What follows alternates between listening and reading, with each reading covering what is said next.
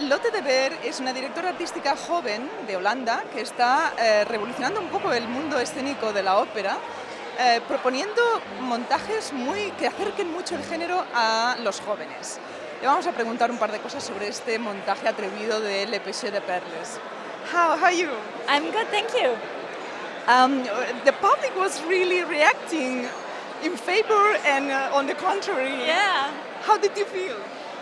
Actually, when I made this production in 2014 in Vienna, we went on to get our curtain calls and we thought, oh, they're going to boo us.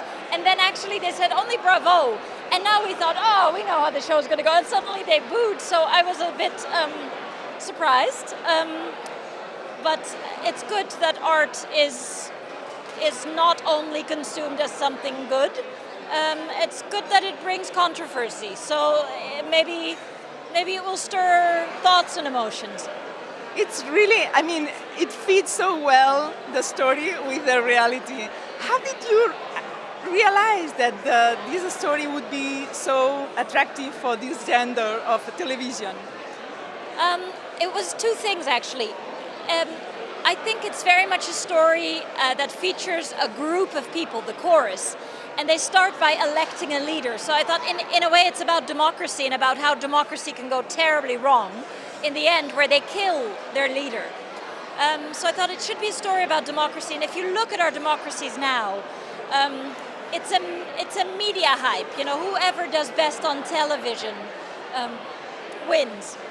And then I looked at the story, the libretto. You know, you have a man saying to the people around him, we should elect a leader. And they immediately say, you are our leader, Zurga. And then he says, hey, there's somebody in the bushes. Ah, it is my long-lost friend, Nadir. Nadir, do you remember that we once loved the same woman? Hey, who is that in the canoe?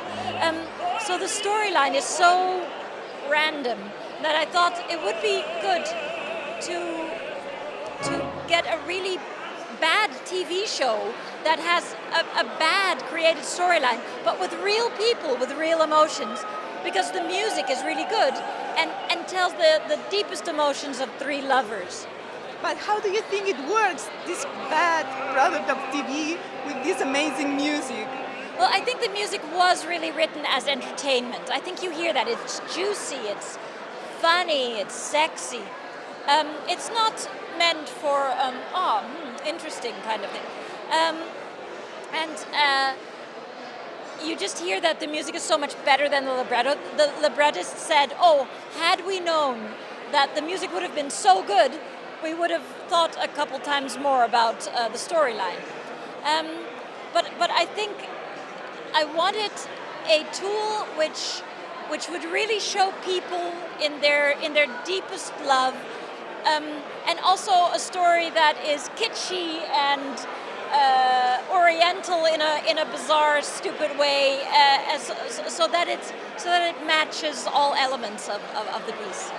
Maybe the only thing that really is incredible in the 21st century is that the show it's about the purity of a woman that cannot be touched, and maybe she has to put the veil on her all the time. This is incredible, and in the end, it goes well. Yes.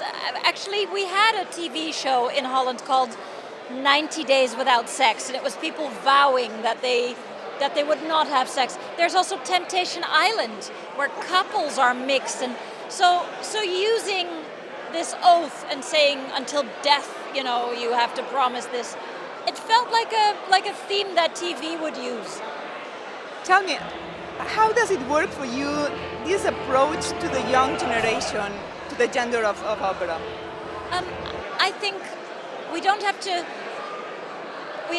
think about, opera is there and the young people are somewhere very different. I think in this time in which we are very loose from religion and tradition and all the things that gave our life like a concept, I think people are longing for an art form where they can sit together and experience an emotional workout all together.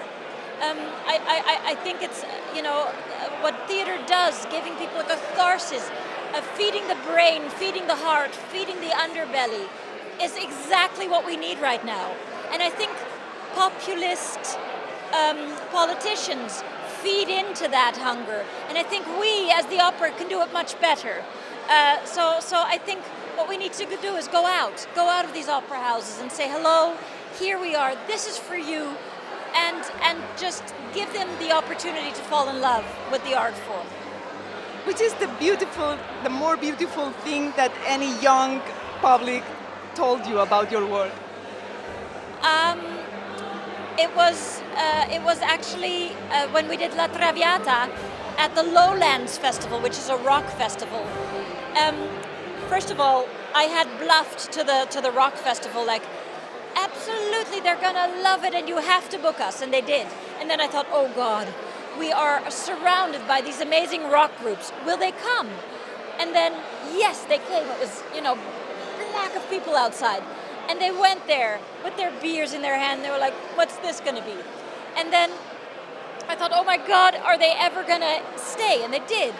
And in the first act, they were like, as soon as Violetta hit her first high note, they were like, whoa, like screaming. And then I thought, oh God, are they ever gonna calm down and actually listen?